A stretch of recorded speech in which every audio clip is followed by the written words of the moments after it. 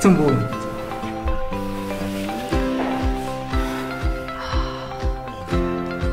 Du hast schon ein bisschen Zeit gehabt zum Ankommen, aber inzwischen noch etwas Zeit nehmen.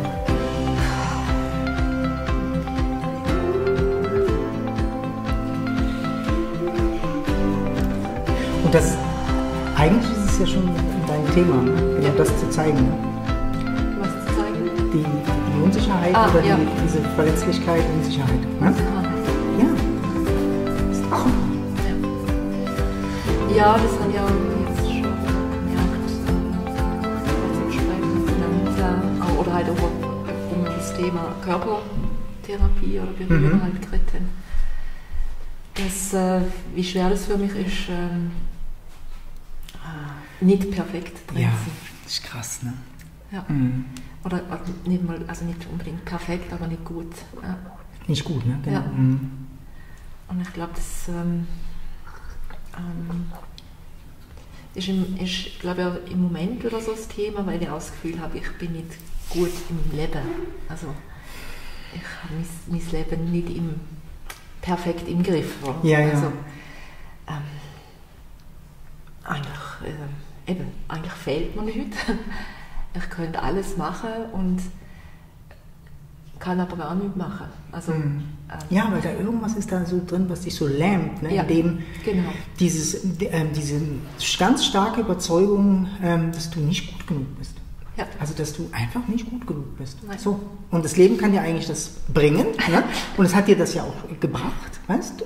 Du hast viel, ne? Ja. Wo du eigentlich wie das eigentlich spürt, du musst ja irgendwie gut genug sein, ne? Weil das kommt, aber das Gefühl geht nicht weg. Ne? Nein. Ja. Und auch jetzt mit dem Coming Home, also ich habe so viel das Gefühl, eigentlich habe ich schon viel verstanden, also oder auch oder erlebt auch schon, aber irgendwie ich kann es nicht umsetzen oder ich kann es nicht, auch für das bin ich nicht gut genug. Ja, also, ja. Auch das schaffe ich auch nicht. Das schaffst du nicht, ne? Ja, so wie das ins Leben zu bringen, oder? Ja. Und dann eben die Lähmung, die Schwere. Was du natürlich nicht siehst, ist, dass du das Coming Home eigentlich mega verkörperst. Ne? Nur die Idee vom Coming Home, was du hast, ne? Die verkörperst du nicht. Okay. Ne? Aber du gehst immer mehr in deine Verletzlichkeit, weißt du, wirst immer weicher, ne? Also du zeigst dich immer mehr. Ja. Also das ist eigentlich die Verkörperung von dem, was wir scheren. Okay. Ne? Ja. Aber du hast irgendeine Idee, ne? Ja, ich habe 1000 Ideen. Oder Ne? halt, Wo du denkst irgendwie, das Coming Home würde, wenn du so, dann müsstest du da in die Pötte kommen oder das, ne? Ja, so ins volle Leben halt. So. Aber das beginnt. Okay. Es beginnt, das volle Leben. Es passt dir aber nur nicht. Ne? Ja, es ist anders, wie ich es mir vorgestellt habe. Ja, genau. Natürlich wünsche ich mir ein Leben, wo ein schönes Leben, also nicht so ein schweres, leidvolles, sondern ein leichtes. Ein leichtes, ne? Ja. Ja. Eben, wo es im Fluss ist, wo, Und dieses, was nicht leidvoll ist oder was im Fluss ist, ne? Das müsste wie ja weich sein. Ne? Also es muss ja weich sein. Ja, ne? Klar, im Fluss ist ja weich. Ist genau, ne? Also offen ist auch irgendwie eine Weichheit oder eine Offenheit oder so. Ja. Ne? Und die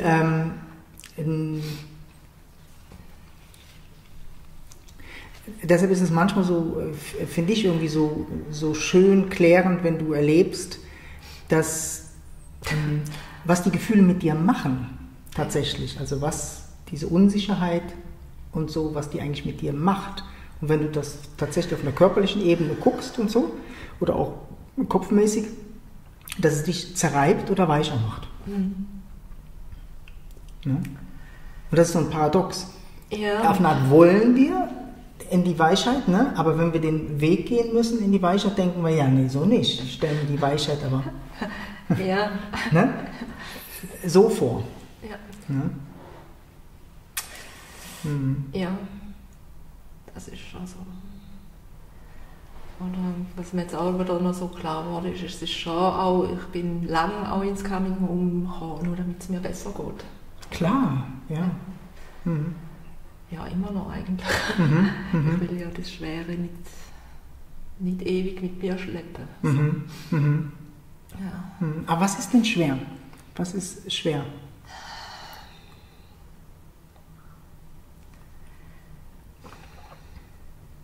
Ja, zum einen mein Körper, finde ich. Also jetzt im Moment gerade wieder sehr schwer. Das zieht mich so im Boden.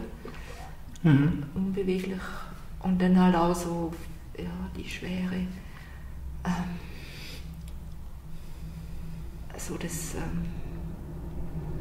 Nicht-Wissen ist so schwer. Oder nicht, ja, das Unbewegliche, aber auch im Kopf oder halt im Geist. Oder halt ja.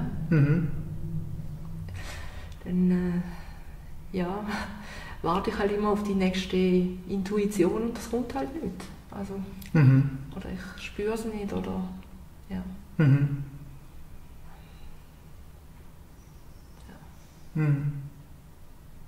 Das Unbewegliche. Das Unbeweglich, ne? Ja. So abwartend auf eine Art auch, ne? So einfach so starr. Starr. Ne? Ja. Nicht wissen und also ja, und dann kommen wir zwischen dir dann ja so Ideen wie Peter ist schuld, weil er halt so zufrieden in seinem Leben ist und ich dann so das Gefühl, aber das ist doch zu wenig, es ist doch mehr Leben sein. Ja, er würde dir ja dann wie so helfen ne? Also dadurch, dass es tut sich natürlich auch energetisch ergänzen, das muss man schon sagen. Ne? Er ist zufrieden in seinem Leben, ne? Und du hast die Rolle von nicht zufrieden sein. Ne? Und vielleicht wäre es manchmal nicht schlecht, wenn man das mal ein bisschen tauschen würde. Ne? Also würde dir auch gut tun. Ja. Weißt du? Ne? Dass du nicht immer den schwarzen Peter hast du bist nicht zufrieden oder so. Ja, ne? oder so. Weil stimmt tut das sicher nicht. Ja. Also das kann ich sagen, stimmt tut das nicht. Ne? Er hat das genauso in sich, wie du die Zufriedenheit eigentlich in sich hast. Ne? Ihr habt das wie so ein bisschen aufgeteilt unter euch. Okay. Ne? Also von dem bist nicht ganz falsch da. Okay. Mit dem. Ich kann das nur so bestimmt sagen, weil erstens jeder hat alles in sich drin. Und ich mag mich einfach trennen mit der Pratibha oder so, die sehr emotional eigentlich gewesen ist und manchmal am Anfang wie so eine Furie, so, ne? Und ich einfach immer sehr kontrolliert und harmonierend, ne? Das so versucht habe abzuschwächen oder keine Ahnung, naja.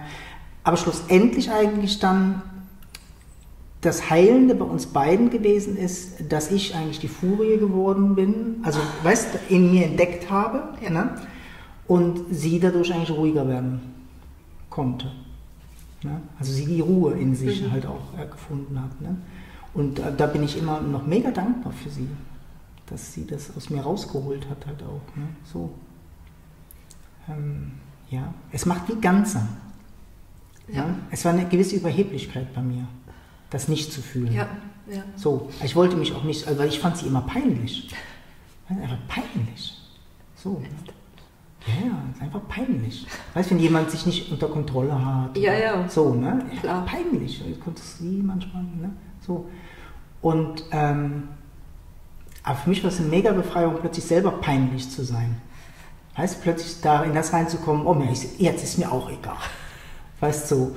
Und das war schon richtig schön. Also habe ich bei mir wenigstens gemerkt, dass da wirklich eine Befreiung gekommen ist halt auch. Dass das ein Teil von mir gewesen ist, der schon lange raus wollte.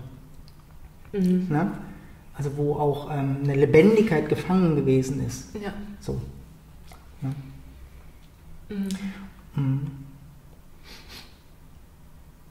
Und sie war immer falsch. Ne? Sie war immer falsch. In allen Beziehungen. Ne? War sie zu emotional. Weißt? Und sie immer falsch. Immer falsch. Ne?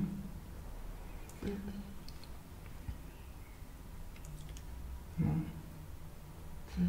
Deshalb, das spüre ich dann manchmal so raus, weißt, dass es für euch beiden auch cool wäre.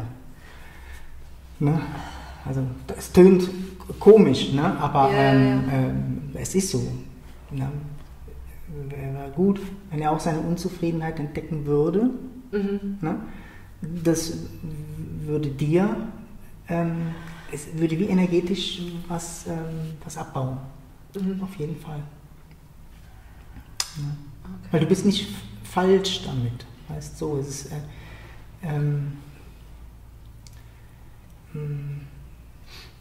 du musst auch den Teil, den du so stark kennst, musst du auch nicht ändern. Okay. Den würde ich auch gar nicht ändern. Ich würde einfach den anderen Teil, den Weichen und dieses Feminine und das Leichte, das würde ich einfach mehr in dein Leben holen. Ne? Also das würde ich viel mehr in dein Leben holen. Aber nicht, um die Schwere zu ersetzen. Du willst die Schwere wie loswerden. Ja, ist nicht schön. Ja. Aber ich könnte wieder hunderte Sachen sagen, wo schön sind an der Schwere. Du bist der Fels in der Brandung.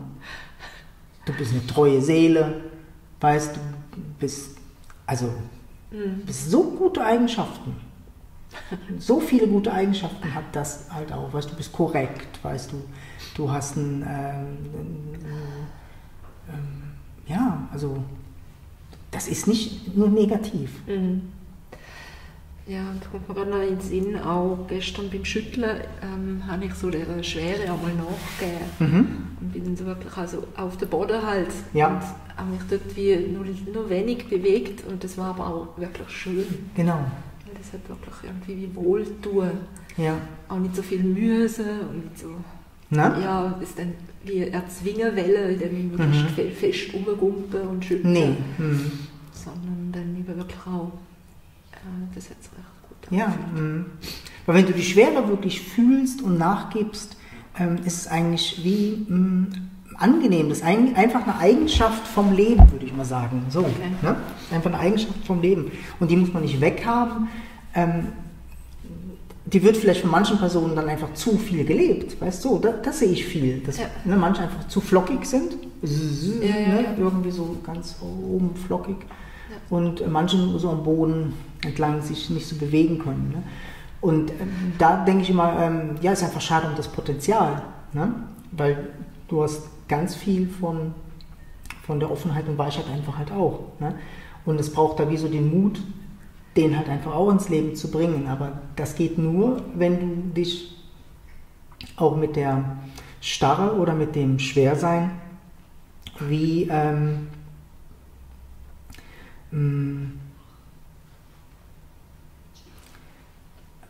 anfreundest ist ein komisches Wort, aber also sobald du dagegen bist, nimmst du die immer mit. Ja. Also du nimmst die wie eigentlich mit in diese Offenheit halt auch. Ne? Aber wenn du das einfach halt wie so siehst, irgendwie als Yin und Yang und dann bist dann da und dann da, dann kommt das wie nicht mit. Das Schwarze kommt wie in das Weiße nicht so rein und trotzdem ist es wie zusammen, weil es halt auch deine Kraft und Power hat. Weißt du, also diese Schwere hat halt einfach auch die Kraft. Und die brauchst du ja auch. Ja. Aber du brauchst auch die Leichtigkeit, um in Bewegung zu gehen mit der Kraft, ne? Ja. Ja, und das ist so auch für mich immer einfach schwierig, so irgendwie was wie zusammenzubringen. Ich bin so viel, so das Gefühl, entweder das oder das. Ja. So. Ich muss, glaube ich, schon mal davor gehabt, was mit Glaseck oder so.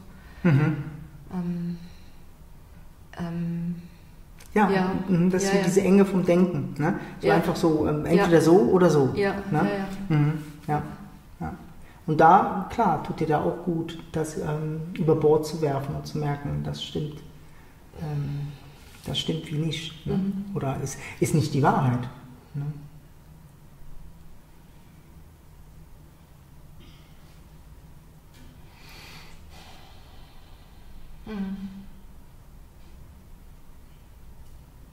Ja, das kommt mir einfach immer wieder das gestern in den Sinn, so eben in der Schwere, so ich mich wirklich auf den Boden tun habe, ist es eben eigentlich leichter geworden. Genau.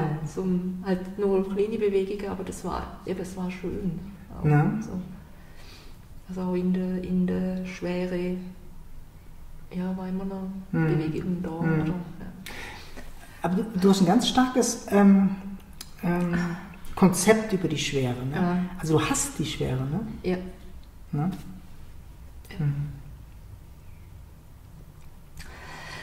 Ja. Ja.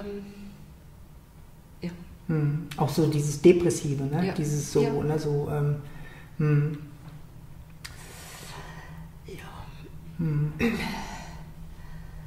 Ja, es ist einfach so, wie ich habe die Nase voll von dem. Also, ich habe so viel von dem immer gehabt. Also so, oder eben, schon so viel gehabt von dem. Ja, ja.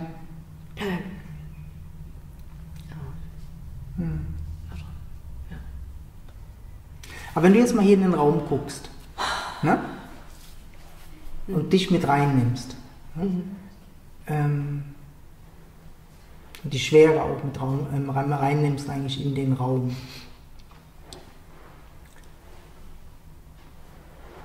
Was hat es in dem Raum? Wie viel Schweres hat es, wie viel Leichtes hat es? Also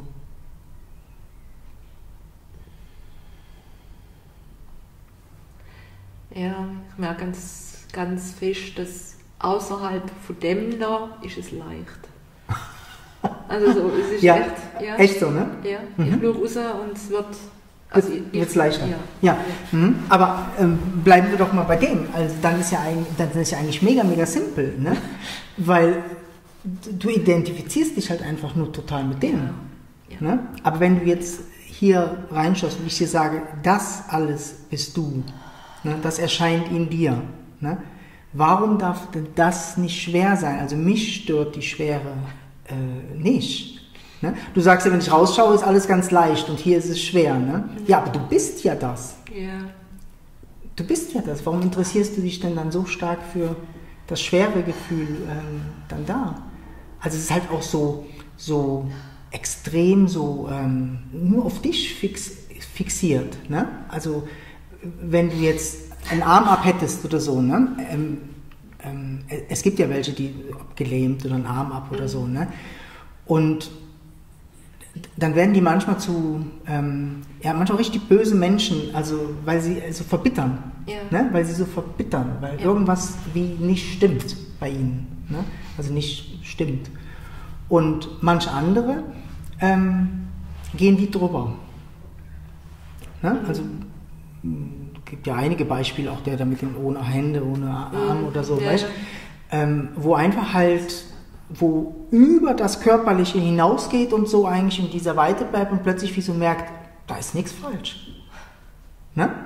Ich kann voll glücklich sein, ne? Ohne meine Arme, ohne meine Beine oder so. Ne? Und du kannst voll glücklich sein mit dieser Schwere. Und das Einzige, was es ist einfach immer dieses egozentrische, hier hingucken, oh, ich bin so wichtig. Ne? Ich bin so wichtig, das ist hier so wichtig und so. Ne? Und da ist vielleicht bei dir auch einfach, du bist zu egoistisch. Ja. Du guckst viel zu sehr auf dich. Ja. Weißt du? Ne? Und ich würde sagen, das ist schwer. Ja. Das ist einfach schwer. Das ist einfach zu schwer. Du trägst eine Last, die du nicht tragen kannst. Ne? Weil du bist das alles und guckst aber nur auf dich. Wie soll das funktionieren? Weißt du, das ist wie zu klein. Also du machst dich eigentlich wie zu klein und trägst dadurch eigentlich eine zu große Last. Also irgendwas stimmt da nicht. Ne? Okay. Und wenn du dich eigentlich wie so öffnest und dich manchmal weniger dafür interessierst, wie sich das da anfühlt, weißt du, ne? Dann würdest du sofort merken, ja, da ist leicht. Ja, aber das bist du ja auch. Ja. Ne? Aber das hat bei denen noch nicht richtig Klick gemacht. Nein. Ne? Es gibt immer wieder so Momente. Also ja. Aber genau so da ist der spirituelle, der Cut. Du musst das opfern für dein Erkennen. Ja. Entweder du erkennst es oder du erkennst es nicht. Du kannst nicht sagen, ich erkenne das, aber das ist das Allerwichtigste. Ja. Weißt du, wie ich mich hier fühle? Ja. Das geht nicht. Also du kannst Gott nicht da reinpressen und sagen, das ist das Wichtigste, weißt du? es hört er nicht zu, das ist uninteressant.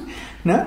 Deine Wahrnehmung ist falsch. Deine Wahrnehmung ist einfach persönlich, mega, mega persönlich halt dann so und so klein halt dann. Ne? Weil das, was du bist, ist nicht schwer und nicht leicht. Ne? Und du schaust raus und sagst, ja, ist alles Leichtigkeit und die Schwere ist da. Ne?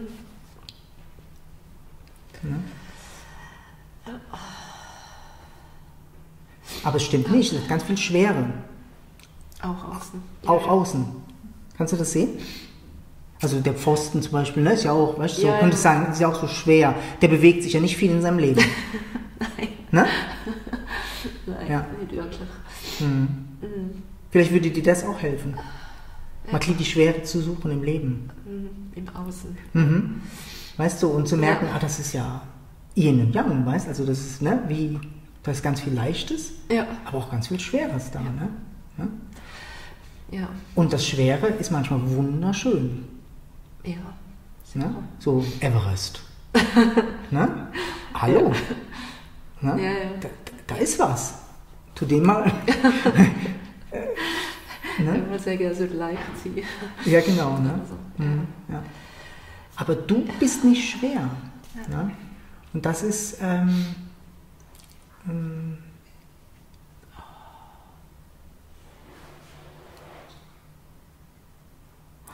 Du kommst immer wieder so auf das und hältst das dadurch aber so stark am Leben halt auch, also diese Schwere, aber das nimmst du so persönlich. Ja. Ne? Und das ist einfach, das ist weit verbreitet und ich denke, ist für dich aber ein wahnsinniger Step, eigentlich noch tiefer in die Spiritualität zu gehen. Das ist einfach kein Kindergarten. Ne? Und es ist einfach so, also entweder du bist da drin, ne? Oder nicht. Fertig. Und wenn du nicht da drin bist in der Schwere, dann ist das nicht deine Schwere. Also weißt du, die gehört nicht dir, die gehört eigentlich dem Leben. Ne? Und du bist das Leben. Aber du kannst nicht sagen, ich bin das. Das geht halt nicht. Du kannst eigentlich immer nur sagen, ich bin das. Okay. Ja?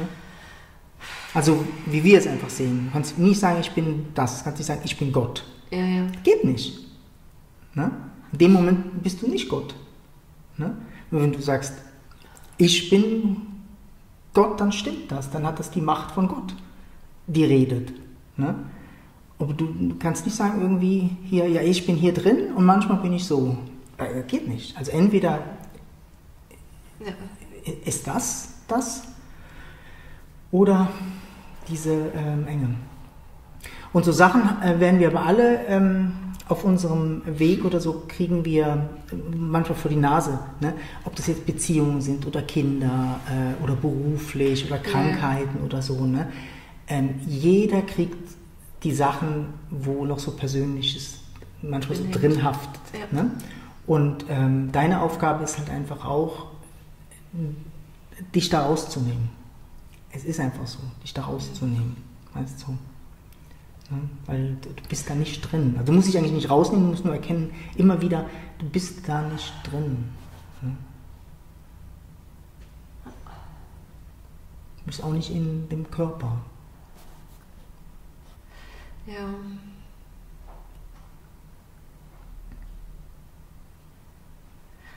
Ja, also vorher, wo du mit der Namita geredet hast, da war das dann auch wirklich völlig, also war so wie wieder so eine Öffnung da, also so ein, mit der Wahrnehmung, genau. dass die nicht persönlich ist. Oder? Und so das Gefühl, wie wirklich, dass sich was auftut. Ja, eben. Ja. Und das ist immer wieder diese Entscheidungen, weißt, immer dieses eigentlich Verraten am Göttlichen. Ne? Das ist eigentlich wie der Verrat am Göttlichen, ne? Der wie immer passiert. Du gibst dich immer wieder rein, weißt, um dann zu erkennen, irgendwie so, oh nee, boom. Ne? Und das passiert halt, weißt. Das ist halt wie so der Weg, ne? Und das ist halt was, wo dich mega lockt, wo eine mega Power hat oder so, ne? Und gleichzeitig, ich würde das nicht so machen, dass es wie total uninteressant ist. Ne? So, es ist schon wichtig, sich darum zu kümmern. Ja. Ne? Also du kannst gucken, dass es wie weicher wird oder den Körper wie so befreien. Aber wie wir im Coming Home sagen, es ist nicht wirklich die Befreiung das Wichtige. Ne?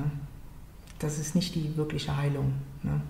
Die wirkliche Heilung ist, wenn du die Wahrnehmung vergrößerst und eigentlich das erkennst. Ne? Und die körperliche Heilung ist mega schön, du kannst dich darum kümmern, um das, ne? Aber wie du dich um was anderes auch kümmerst, weißt? Das Auto tue ich auch putzen, ne? Und machen, weil ich es cool finde. Lassen. Ja, oder? Ja, genau, ist egal. Ne? Aber weißt du, so, ja. findest du auch, ne? Und den Körper halt einfach auch. Ne? Ich meine, du gehst auch zu Sessions. Ja. Machen, lassen. Ja. Ne? Ich auch. Ja. Ne? Ist ja cool. Ja. Weißt du, aber hallo, ne? Der ist wichtig. Also, das ist schon wichtig auch. Ne?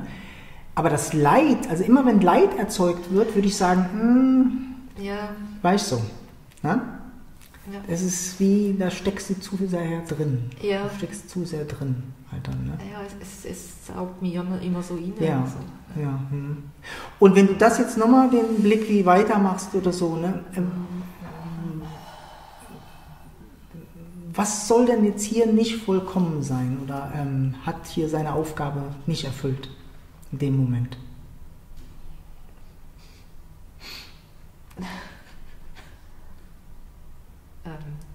Keine Ahnung. Ja, ne? Ja. Ist schwierig zu machen. Du müsstest eigentlich einen Gedanken holen, ne? Ja, und also sagen, ein Gedanke würde sagen, ja, die Orchidee blüht nicht. Und genau, ne? ja, so. ja, also Ne? also mit 1000 Gedanken. Aber wenn du die weglässt, Vollkommenheit. wenn du die Gedanken weglässt und diese theoretische Unvollkommenheit, ne? Du könntest sagen, manches ist schräg, weißt so, Ja. ne? Und nicht ganz korrekt oder so. Ja, ist ja eigentlich diese Unvollkommenheit vom Leben irgendwie schon cool. Ne? Also, ja, klar, manches ist schräg, ne? Manches blüht nicht, weißt ne? Ja. Ja, aber wenn das nicht zulässt, ist es das Einzige, was wir haben. Ne?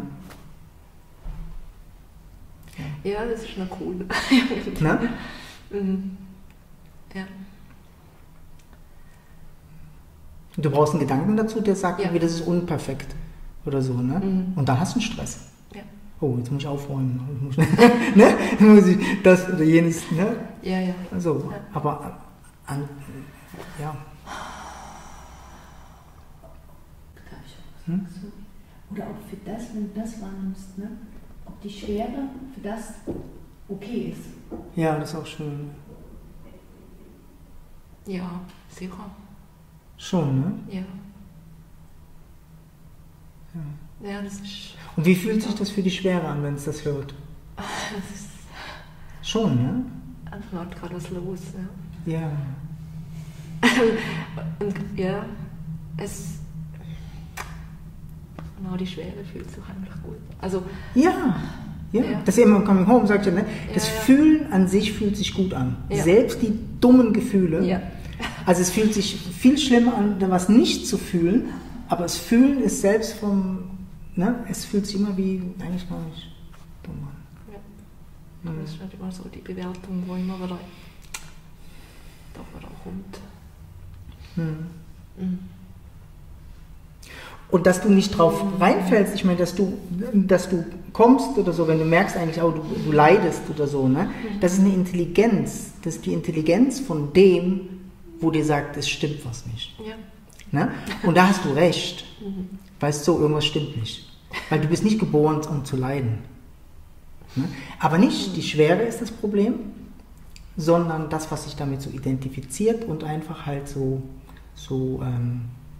das Gefühl hat, ich bin die Welt. Also die tut so wie so, als wäre ich bin die Welt. Ne? Ja. Aber das Witzige ist, die Schwere will das gar nicht. Das ist die Wahrnehmung, die da so stark drauf geht. Ja. Merkst du das, ne? Ja. Die Ja. Schwere geht es nämlich besser, wenn du mal ein bisschen in die Welt guckst. Ist doch krass, ne?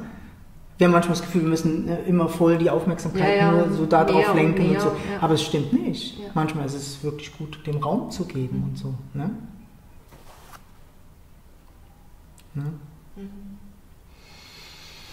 Und das ist ein großer Schritt, denke ich, deine Persönlichkeit da wie so ein bisschen rauszunehmen und und so ein Ego-Killer. Das ist wirklich so ein Ego-Killer. Ja, da steckt wahnsinnig viel Identifikation drin. Mhm. So, du identifizierst dich wahnsinnig mit dieser Depressivität oder dem Hass oder der Schwere, die da drin ist und so. Ne? Und das ist einfach too much. Ne? So, Und die zu opfern, für das fühlt sich halt so ein bisschen wie Sterben an, aber wenn du dann wieder reinfühlst, merkst du, es fühlt sich viel besser an. Ne? Und viel leichter und viel... so da wird es klarer. Schon, ne?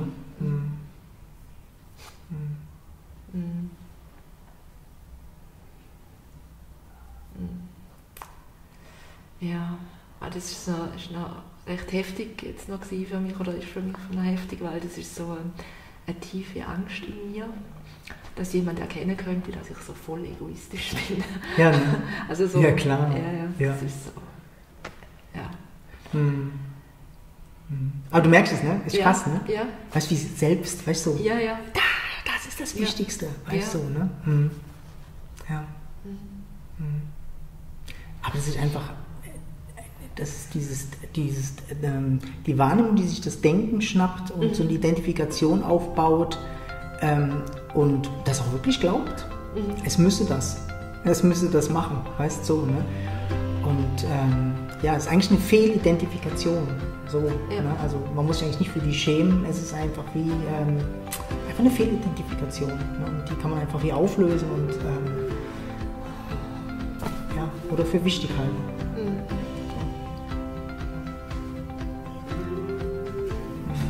Deshalb ist es schön, wenn du es zeigst, weißt du, so.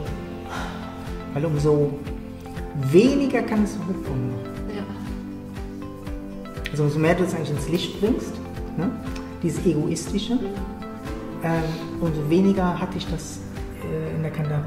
Ne? So man sagt, boah, bin ich egoistisch oder so, weißt, also aber so, so, dass du es wie so merkst, das gibt dir wie so ein bisschen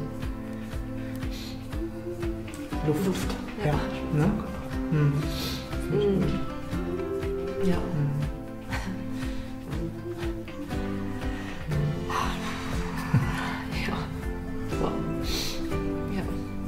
Mehr Luft.